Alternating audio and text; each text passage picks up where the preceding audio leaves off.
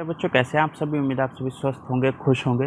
बच्चों, आज की हमारी कार्यपत्रिका है कार्यपत्रिका संख्या 96A। 96B भी है क्योंकि सोमवार को जो हमारी कार्यपत्रिका आती है वो 2 हिस्सों में आती है, ए और बी। पहले 96A देख लेते हैं। हिंदी की कार्यपत्रिका है कक्षा 4 के लिए। यहाँ पर आप अपना सेक्शन लिखेंगे।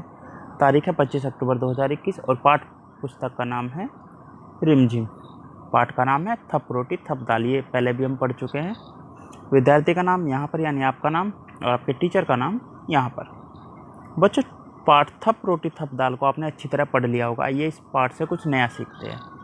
प्रश्न 1, नीचे दिए गए संकेत शब्दों की सहायता से पाठ की पंक्तियों को पूरा कीजिए। जैसे बच्चे डैश का खेल खेलना चाहते थे, किस चीज़ का?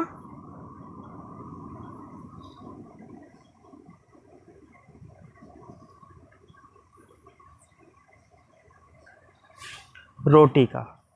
रोटी का खेल खेलना चाहते थे तो इसे क में रख देंगे। चलिए, यहाँ पर जगह भी है तो हम लिख देते हैं रोटी का। ठीक है। दूसरा, बच्चों ने बची हुई रोटी और दाल कहाँ पर रख दी थी? छीके पर।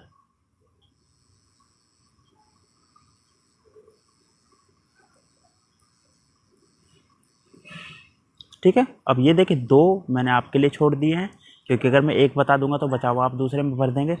नीना क्या बनकर सारी चीज़ें खा गई? साफ सब्जी बनकर या फिर बिल्ली बनकर? जो भी आएगा वो यहाँ भरना है। और चिन्नू और टिंकू को पहले बाजार से क्या लाने का काम दिया गया था? बिल्ली लाने का या साग सब्जी लाने का? वो यहाँ भर देना है।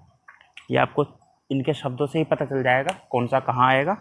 आगे चलते हैं प्रश्न 2 पर। तो जैसे कि आप देख सकते हैं, प्रश्न 2, निम्नलिखित शब्दों का मिलान उनके अर्थ के साथ कीजिए। शब्द और अर्थ। उत्साह का मतलब क्या होता है? जोश के साथ पंक्ति लगाई हुई है। तो ठीक है बच्चों, इसके बाद आता है पंक्ति। पंक्ति का मतलब होता है बच्चों कतार। अगर आप कहीं गए हो मंदिर वगैरह में तो वहाँ पर भी लिखा होता है कतार में रहें, पंक्ति में रहें। इसके बाद प्रयत्न। प्रयत्न मतलब कोशिश करना। और इसके बाद अंत में आप मिला ही लेंगे जो बचा हुआ है उसे बचे हुए से। तीसरा, नीचे लिखे वाक्यों को ध्यान से पढ़िए और बताइए कि पाठ में ये वाक्य किसने किससे कहे थे। जैसे, नहीं मुन्नी, इन दोनों से दाल बनवाएंगे, ये ने कहे थे नीना ने कहा था ये मुन्नी से। इसके बाद दूसरा, तो सरला तू क्या करेगी? इसके बाद है तो सरला तू क्या करेगी। ये कहा था बच्चों, किसने कहा था? मुन्नी ने।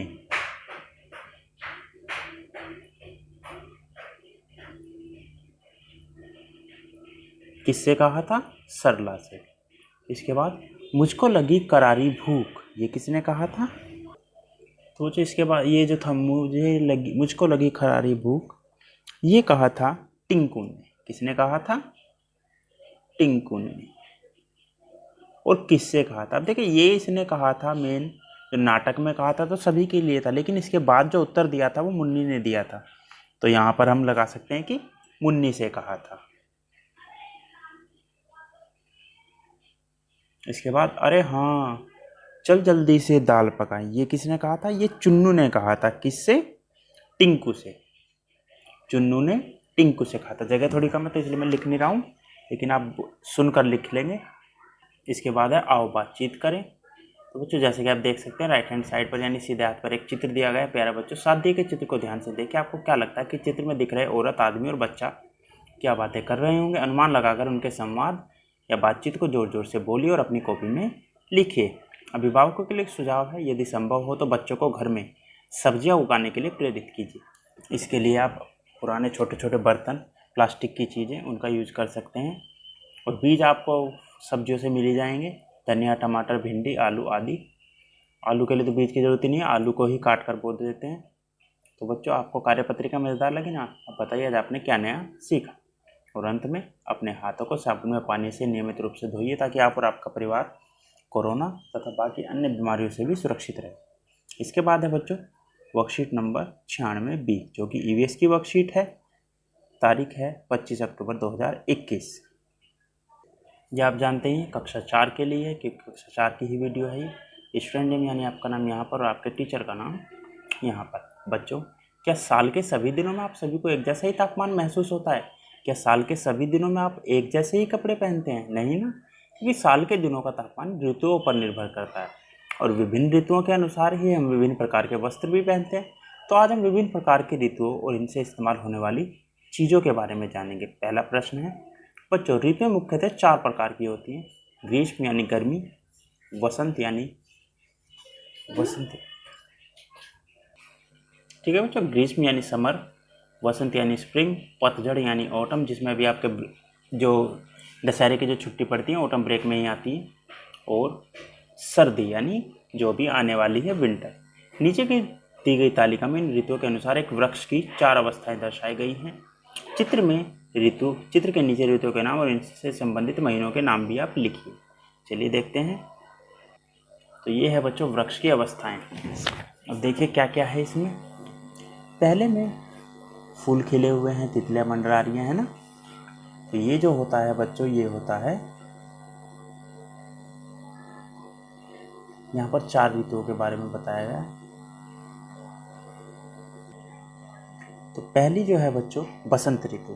तो यहाँ पर बसंत ऋतु लिख देंगे, जो आती है महीनों मार्च में, मार्च अप्रैल मई, मार्च के लगभग यही चलती है।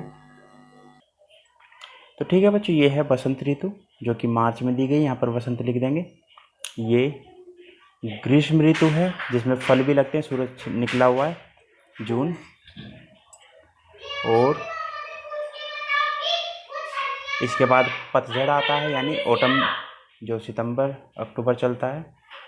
और फिर इसके बाद सर्दियाँ शुरू हो जाती है, तो दिसंबर से जनवरी फरवरी तक चलती है यहाँ पर सर्दियाँ, यानी शरद ऋतु। इसके बाद आता है प्रश्न नंबर 2। नीचे आपको विभिन्न ऋतुओं में इस्तेमाल होने वाली चीज़ें दी गई, संकेत बॉक्स की सहायता से इन्हें पहचान कर इनका नाम और जिस ऋतु में ये चीज़ें काम आती है उस ऋतु का नाम अपनी कॉपी में लिखिएगा। चलिए देखते हैं। तो बच्चों ये है कुछ वस्त्र। अब देखिए यहाँ पर आपको क्या करना है, वस्तुओं के नाम और ऋतु इस तरह से टेबल बना लेंगे और लिख देंगे।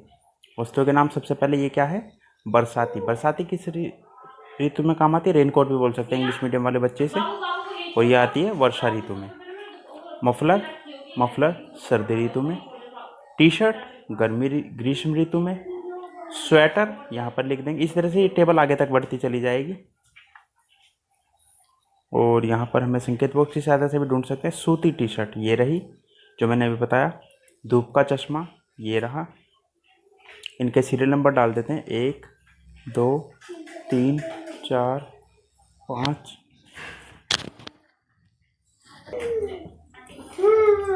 तो इसके बाद बच्चों रेनकोट, ये रहा हमारा रेनकोट, अभी मैंने बताया था। तो रेनकोट आता है हमारा सर्दी ऋतु में यानी शरद ऋतु में। इसके बाद सूखे पत्तों की टोकरी कहाँ पर है, सूखे पत्तों की टोकरी ये रही, ये होती है बच्चों पतझड़ के मौसम में। इसके बाद छाता वर्षा ऋतु में। 19 स्कार्फ ये रहा, ये आएगा हमारा शरद ऋतु यानी सर्दी में, विंटर में। पत्ते इकट्ठा करने का औजार ये रहा, ये भी आएगा हमारा पतझड़ यानी ऑटम ब्रेक में। इसके बाद एक्टिविटी है, जो ऋतु आपको सबसे अच्छी लगती है उससे संबंधित चित्र बनाइए और अपने टीचर के साथ साझा कीजिए। इन्हीं में से आप वो चित्र बना सकते हैं जो ऋतु आपको पसंद है ना, उससे संबंधित जितने भी चित्र हैं वो आपको बनाने और अपने टीचर यानी मुझे व्हाट्सएप ग्रुप पर भेजने हैं। मेरी क्लास के बच्चे बाकी क्लास के बच्चे अपने क्लास टीचर को भेजेंगे। और अंत में अभिभावकों के लिए सुझाव है, विभिन्न ऋतुओं से संबंधित अपने अनुभव के बच्चों के साथ साझा कीजिए। ठीक है। इसके बाद वर्कशीट यहीं पर ख़त्म होती है। अंत में जब भी सार्वजनिक जगह पर जाते हैं तो उचित दूरी बनाए रखिए, 2 गज 6 फीट की दूरी, ताकि आप और आपका परिवार सुरक्षित रहे। आज की वर्कशीट में बच्चों इतना ही। मिलते हैं कल नई वीडियो नई वर्कशीट के साथ। तब तक अपना ध्यान रखिएगा। धन्यवाद।